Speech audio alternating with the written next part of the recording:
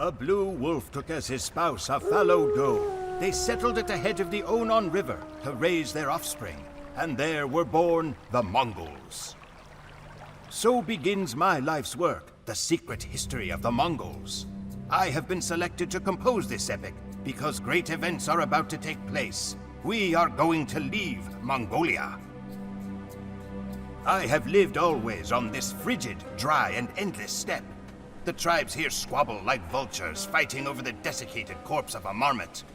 We fight over limited resources, scarce water, few trees, sparse grass for our herds to graze on. A wise and dangerous man named Temujin means to change all this. He says that if the tribal conflict is to end, the Mongols require but two things.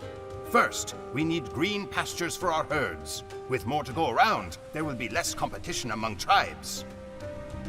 Second, we are a culture of warriors. We need a common enemy with which to do battle.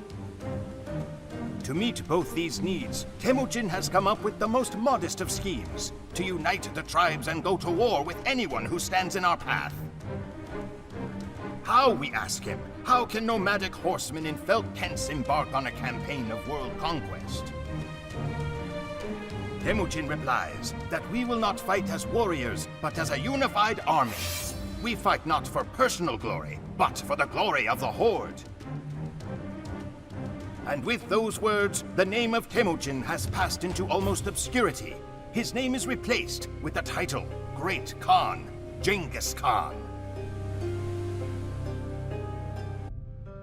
Nearly all of the Mongol tribes have united under the Great Khan. The chieftains of those tribes reluctant to join were boiled alive. Each day, new faces have taken up the bow. Unfamiliar hands hold the 9 bands of yak hair that has become Genghis' standard. There are more men and horses gathered in the camp than I ever knew existed. Horse archers and lancers, men in leather cuirass and silk armor, all lift their heads upward to the platform from where Genghis speaks. The Great Khan calls himself the punishment of God. Men smile like hungry wolves. It is dawn on the first day of the Mongol Empire.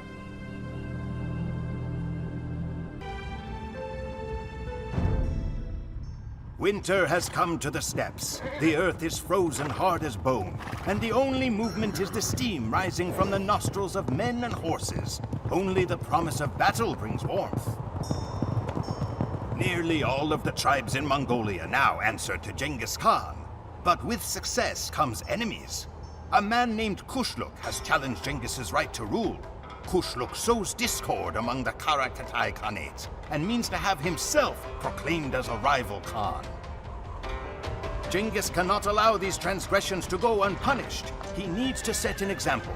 So we ride west to find and slay Kushluk. If the Karakatai shelter him, then their lives are forfeit as well. Genghis Khan knows that there are weapons aside from the lance and bow. He is a master of mental warfare. Just as he has made an example of Kushluk, he makes examples of enemy lands. When we first encounter a new adversary, the Great Khan spares no one. We ride to the closest town, slay every living thing, burn down the city, sow the fields with salt, and make a mountain of enemy skulls. After that, the other towns are quick to send forth their emissaries, eager to placate the ravenous Mongol hordes.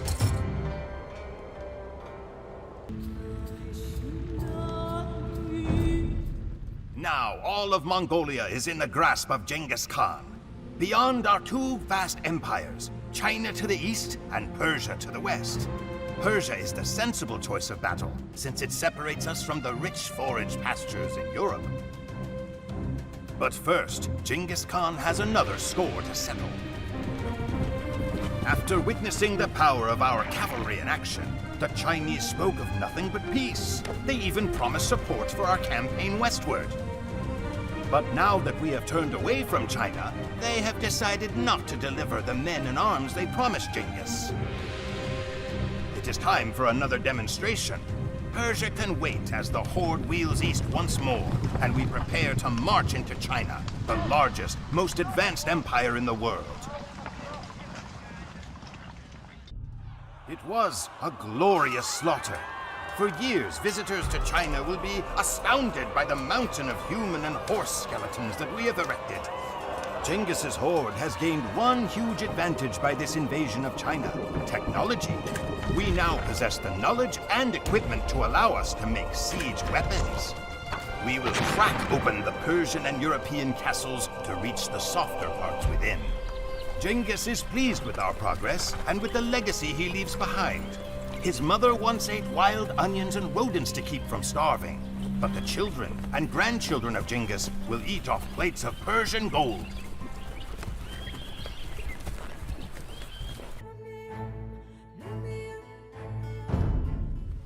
Sleep in the saddle, drink the rain, eat nothing but dried meat, dried milk, and horse blood. Such is the life of a Mongol at war. At night, we are rewarded with fermented yak's milk and the promise of Persian treasures. Driven on by the words of the great Khan, we have crossed miles of the Asian continent at full gallop. Before us lies the vast empire of Persia. The Khwarezm Shah will be given one chance to submit, and then his cities will be pulled down brick by brick. But not all of us head into Persia. Genghis has sent Sobotai Batur of the reindeer people north into Russia. The Russian principalities are disorganized, and Genghis hopes that Sobotai can break them one by one. Then the horde will rule all of Asia. The Persian army numbered nearly 500,000 men, but was beaten by a Mongol army less than half that size. The governors of outlying cities were executed by pouring molten silver into their eyes and throats. The capital city of Samarkand, which was expected to withstand our siege for a full year, fell in 5 days. Separate mountains were made of the skulls of men, women, children, horses, dogs, and cats. We roamed the streets in wonder at the opulence of the Persians, drinking at their fountains and gorging ourselves on sherbet and tropical fruit. For a man born in a tent, it seemed as if Genghis Khan had torn open the gates to heaven itself. Russia and Mesopotamia were now ours to command. The empire now stretched over 7,000 miles, from the Pacific Ocean to the Black Sea. We were about to enter Europe when tragedy struck.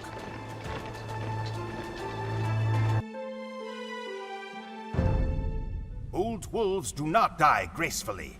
Warriors their whole lives, they do not know how to live when they grow old and their fangs fall out.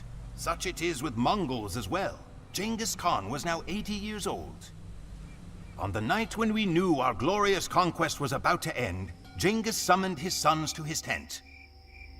They found their father shivering before a fire, delirious with pain. "My descendants will wear gold," he said. "They will eat the finest meals and ride the finest horses, and forget to whom they owe it all. A deed is not glorious until it is finished." And he refused to die until Ogedai, his third son, promised to continue the war. Ogedai emerged from the tent, carrying his father's bow, and declared, "This storm is not yet finished. I hear the sound of lightning, and it strikes in Poland." The church bells rang in Europe when they saw our horde pouring out of the mountains. The armies of Bohemia and Germany hastened to Poland's defense. To them, our army might have been from the underworld itself, still commanded by the shade of the great Khan. European knights fight as individuals, but Mongols fight as part of a united army. Laden down with armor, the Polish and Germans could not catch our quick-footed horses. Time and again, we fired flaming arrows at them, then retreated out of range. When the enemy cavalry pursued, we would lead them into an ambush. The ambush was always announced by the nakara, a huge drum carried into battle on a camel. 100 times 100 times has the nakara sounded on this day. We were ordered to cut off an ear of every victim. 9 large sacks of ears were sent back to Ogedai Khan.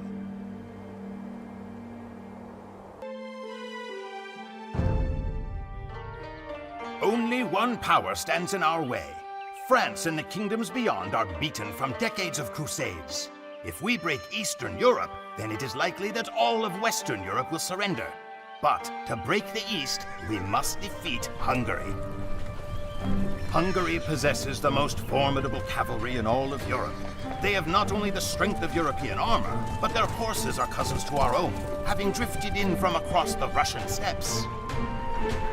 The Saho River that separates us from the army of Hungary is frozen, so we will be unable to deploy boats. Instead, the battle will be won or lost over who controls the bridge. Subotai is coming with reinforcements. If we can survive the charge of the Hungarian knights until Subotai arrives, then we can hope to take the bridge. Much rests on this simple bridge. If we capture the Saho crossing, we capture Hungary. If Hungary falls, so falls Europe. With Europe and Asia under Mongol control, our conquest of the world will be complete and final. Nothing stands between us and the Atlantic Ocean. The Mongol Empire comprises 2 whole continents. Europe and Asia belong to the hordes. Every place we have entered has changed forever with our passing. Russia, once filled with quarreling city-states, much like the old Mongol tribes, will forever be melded into a single gigantic empire. Genghis Khan forged the largest empire ever created in the life of one man. His body was carried back to the river Onon, where the legendary Blue Wolf and Fallow Doe once lived. He was buried in the ground, and 1,000 horsemen rode over the site to disguise it. Genghis Khan's final resting place was devoured by the steppes. My people cherish the legend that their great ruler will one day return to lead his horsemen to another bloody victory.